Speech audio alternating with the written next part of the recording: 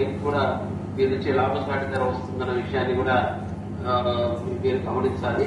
అంటే ఒక ఉద్యమంలో మీరు ఒక మంచి ప్రముఖ పాత్ర పోషిస్తున్నారు అన్న విషయాన్ని గమనించాలి.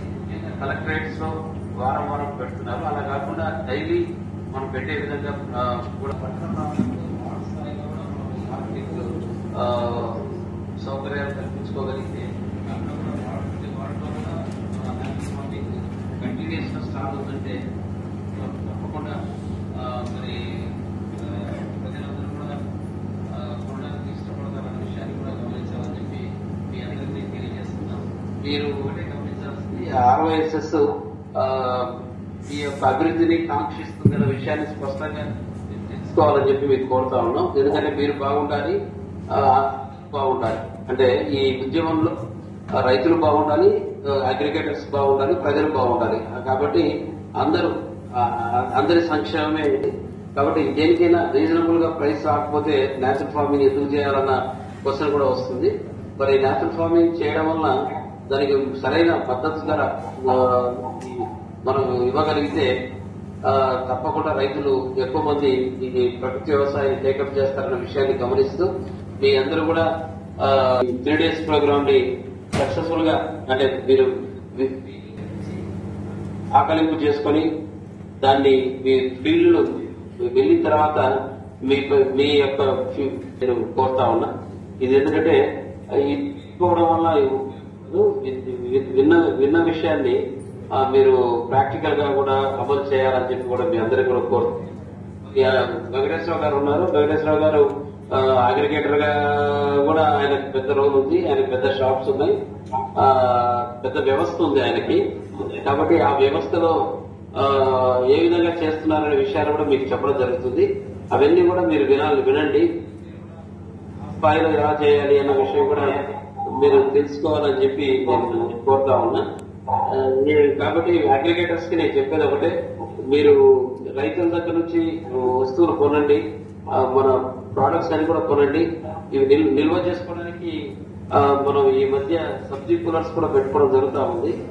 పెరిషబుల్ ఐటమ్స్ కి సబ్జీ కూలర్స్ కూడా వాడాలని చెప్పి మీకు తెలియజేస్తున్నా. సబ్జీ కూలర్స్ వల్ల దాదాపు 48 hours మనకు అగ్రిగేట్ చేసిన పెరిషబుల్స్ అన్ని కూడా ఫ్రెష్ గానే ఉంటాయనేది ప్రూవ్ అయింది. కాబట్టి అది కూడా మనకు చాలా ఇంపార్టెంట్. కాబట్టి అగ్రిగేట్ చేసేప్పుడు మీరు ఏ విధంగా సేకరించాలి, రైతుకి ఏ విధంగా లాభసాటి ధర ఇవ్వాలి, ఇన్వెస్టర్ నుంచి ఎలాంటి అసిస్టెన్స్ మీకు ఉంటుందో ఆ విషయాల్లో మీకు చెప్పడం జరుగుతుంది. కాబట్టి మీ అందరూ కూడా శ్రద్ధగా విని మీరందరూ కూడా అమలు చేసుకుని లాభపడాలని, రైతులను కూడా లాభానికి వచ్చే విధంగా తయారు చేయాలని చెప్పి కూడా కోరుతూ మరి ఈ అవకాశం నాకు ఇచ్చిన మీ అందరికి కూడా ధన్యవాదాలు తెలియజేసుకుంటూ నేను ముగిస్తున్నా. Thank you.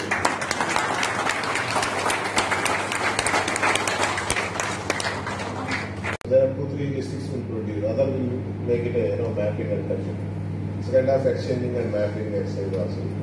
సో ఒకసారి మీరు మాట్లాడతారు, ఒకరిద్దరు మీరు ఏం చేస్తారు, మీరు ఒక అగ్రిగేటర్గా ఎలా ఉంది, మీరు ఏమో చేయాలనుకుంటున్నారు. ఇంకా నేను కూడా కొంతమంది మాట్లాడారు. So leaf vegetables from his garden and collects them as food basket as I said, and he supplies to around 30 different families, 30 families per month. It's a group video call through WhatsApp or Zoom call, and he just shows the consumers who are buying these things live, like from the day of sowing to the day of harvesting. He is showing them all the practices, like how he is doing, so that they get assured that no pesticides or something like that are being applied. నెయ్యి మామూలు కలకాంతో తయారు చేస్తాం. 1 kg నెయ్యి వచ్చేసి 4,500 రూపాయలు ఉంటారు. So ఆ stall ఒకటి సెపరేట్ లేబులింగ్ ఉంది మేడం. 6 నెంబర్ అని ఒక లేబుల్ ఉంది. సో అనౌన్స్ చేయించారు. అంటే ప్రత్యేకంగా ఒక బ్యానర్ పెట్టించి అక్కడ మీది అంటే చూస్తూనే స్టాల్ ఉంది, ఎక్స్ స్టాల్ ఉంది, ఎక్స్ చూస్తూనే ఎక్స్ స్టాల్ అని అక్కడికి వెళ్తారు. మీరు అదే కూరగాయలు అమ్ముతారు, పక్కన మామూలు రైతు కూడా అదే కూరగాయలు అమ్ముతారు.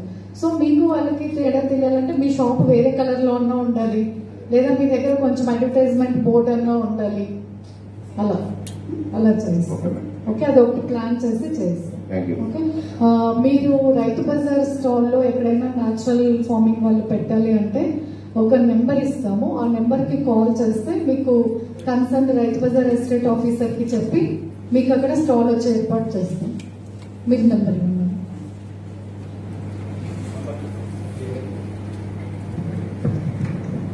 నా పేరు ఝాన్సీ రాణి. నేను DD marketing Guntur Rythu Bazar sections కూడా డీల్ చేస్తున్నాము. నంబర్ ఒకసారి నోట్ చేసుకోండి.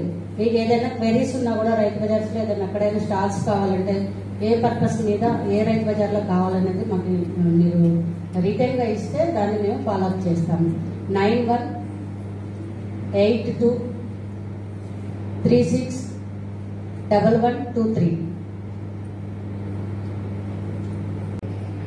And it is very encouraging to see so many of you, embracing natural farming, which I think is a real need for us in the country today. I think AP is definitely at the forefront of this movement, and I think that's only possible because all of you are, have taken up to it so enthusiastically. And we can't say enough about the organizations like RYSS and Joseph Sir that is. Supporting this, and then of course also the help of the government and the agricultural marketing departments that man is heading over here. So I think all of these are coming together to make this change really a possible.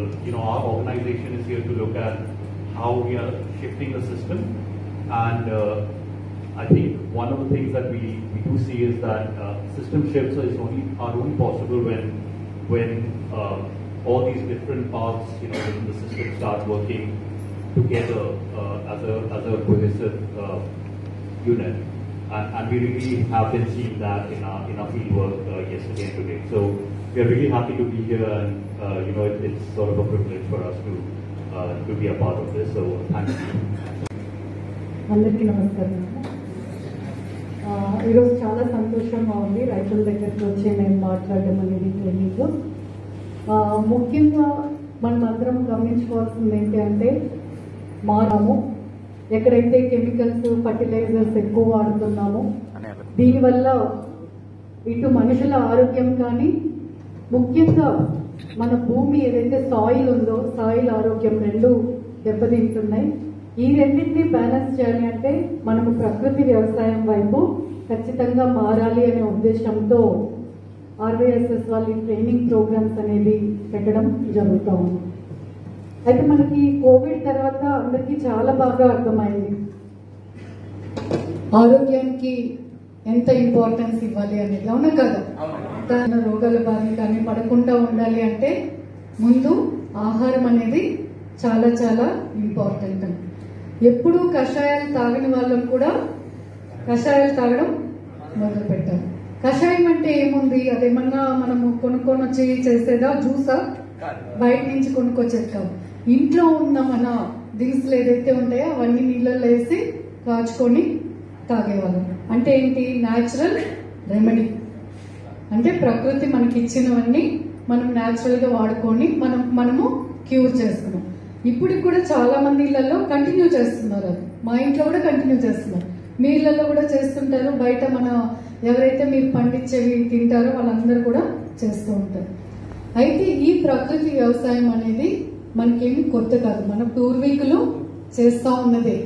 కాకపోతే మధ్యలో ఏమైంది? ఇందాక చెప్పారు కదా, సరిగా దాన్ని పండించక మనకి population ఎక్కువ అయిపోయి మనము కెమికల్స్ ఫర్టిలైజర్స్ వాడితే ఎక్కువ వచ్చేస్తుంది, మనకి ప్రొడ్యూస్ ఎక్కువ మనము ఎకరాకి పండించవచ్చు అనే ఉద్దేశంతో మనం చాలా తొందరగా ఆ మార్పును అనేది ప్రతి ఒక్క రైతు తొందరగా అడాప్ట్ చేసుకున్నాం.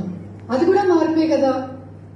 ఎక్కడైతే మనం కెమికల్స్ ఫర్టిలైజర్స్ వాడకుండా ఉండేవాళ్ళమో అక్కడ వాడకం స్టార్ట్ చేస్తాం. ఎలాగైతే ఇప్పుడు అందరి దగ్గర ఫోన్స్ ఉన్నాయా? ఎవరన్నా ఈ రూమ్ లో ఫోన్ లేని వాళ్ళు ఉన్నారా? అందరి దగ్గర ఫోన్ ఉంది. అంటే ఎంత తొందరగా టెక్నాలజీని మనం అడాప్ట్ చేసుకున్నాం చూడండి. ఎందుకు? దానివల్ల చాలా ఉపయోగాలు ఉన్నాయి. దానివల్ల ఉపయోగాలు కొన్ని ఇది కూడా ఉన్నాయి కదా, డిసడ్వాంటేజెస్ కూడా ఉన్నాయి. ఏమంటారు? రేడియేషన్ అంటారు, అదంటారు, ఇదంటారు. కానీ ఉపయోగాలు ఎక్కువ ఉన్నాయి.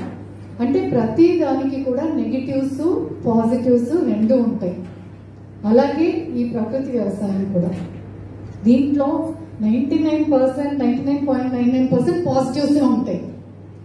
ఓన్లీ నెగిటివ్ ఏంటంటే ఇందాక సుజిత చెప్పింది కదా, ఏమని అవి తయారు చేసే రసం మీరు ఏదైతే వేస్తారో ఆ ప్రోడక్ట్స్ తయారు చేయడం చాలా కష్టము. రెండవది మార్కెటింగ్ కష్టం. సో ఇవన్నీ కూడా ఈ నెగిటివ్స్ ఏవైతే ఉన్నాయో ఆ నెగిటివ్స్ ని ఓవర్ కన్స్యూమర్స్ ఎలాగైతే మీ దగ్గర కొంటారో వాళ్ళు కూడా దీని మీద వాళ్ళకి ట్రస్ట్ రావాలి, అంటే నమ్మకం రావాలి. మీరు ఓన్లీ న్యాచురల్ ఫార్మింగ్ నుంచే చేస్తున్నారు, దీనివల్ల చాలా అడ్వాంటేజ్ ఉందని. అలా రైతులకి ఏంటి, నేను న్యాచురల్ ఫార్మింగ్ నుంచి చేస్తే కూడా నాకు ఇన్కమ్ వస్తుంది. ఇందాక చెప్పారు 3,000 మందికి ఇన్వెస్ట్మెంట్ ఇచ్చి పండిస్తున్నారంట. అంటే ఏంటి, బిజినెస్ మ్యాన్ ఏం చేస్తాడు, పెట్టుబడి పెట్టి చేస్తాడు. అంటే రైతు అనేది ఓన్లీ కష్టం ఉంటుంది, నేను కాదనను, ఏసీ రూముల్లో కూర్చొని చేసేది కాదు.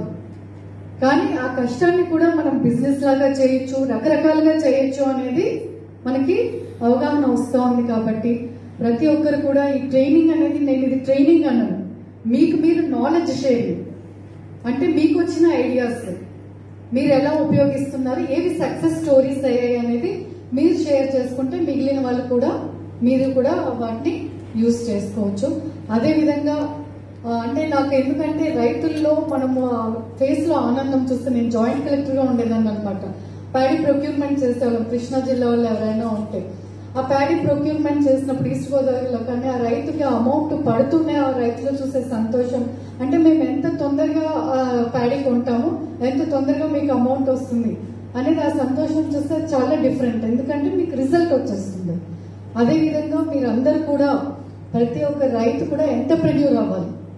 రైతు నేను కష్టజీవి అనేది మీరు మర్చిపోండి, అందరూ కష్టం చేయాలి. అంటే ఇప్పుడు నాకేమన్నా ఈజీగా వస్తుందా, ఐఏఎస్ అనేది ఈజీగా రాదు, కష్టపడ్డాక డైలీ కష్టపడితేనే నేను కూడా ఒక ఐఏఎస్ లో గుర్తించబడతాను. కష్టం అనేది ప్రతి ఒక్కరికి ఉంటుంది, అలాగే రైతుకు కూడా ఉంటుంది. కాకపోతే ఏంటంటే రైతుకి చాలా కండిషన్స్ ఉంటాయి. ఏంటి, మీరు కష్టంతో పాటు న్యాచురల్ గా దేవుడు కూడా వర్షాలు ఇవి అవి అన్ని ఉంటాయి. కాబట్టి చాలా చాలా డిఫికల్ట్ జాబ్ రైతు జాబ్, కానీ దాన్ని కూడా మనం చక్కగా చేసుకుందాము. ఒక CEO రైతు బజార్ గా మీకు నేను ఎటువంటి సహకారం అందించగలిగితే తప్పకుండా అందిస్తాము. మీరు మీ ఐడియాస్ కూడా చెప్పండి. మేము రైతు బజార్కి వెళ్తే మాకు ఫలాని రకంగా షాప్ ఇస్తే మాకు ఇంకా బాగా జరుగుతుంది, ఈ షాప్ కి కలర్ వేయించండి, ఈ షాప్ కి ఇది చేయండి, మాకు ఇట్లా మీరు ఒక మైక్ సిస్టమ్ పెట్టి అనౌన్స్ చేయించండి, అట్లా మీరు ఏది మీరు ఐడియాస్ ఇవ్వాలి. ఎందుకంటే ఇప్పుడు చూడండి, మీరు ఐడియాస్ ఇస్తేనే మాకు తెలుస్తుంది ఎలా మీ ప్రొడ్యూస్ కూడా మార్కెటింగ్ చేయొచ్చు, ఇంకా ఏమేమి చేయొచ్చు అనేది. మీ సక్సెస్ స్టోరీస్ రేపు మళ్ళీ ప్రభాకర్ గారు ఇంకో ట్రైనింగ్ లో కూడా చెప్పడానికి ఉపయోగపడుతుంది. కాబట్టి మీరు ఐడియాస్ ఇవ్వండి.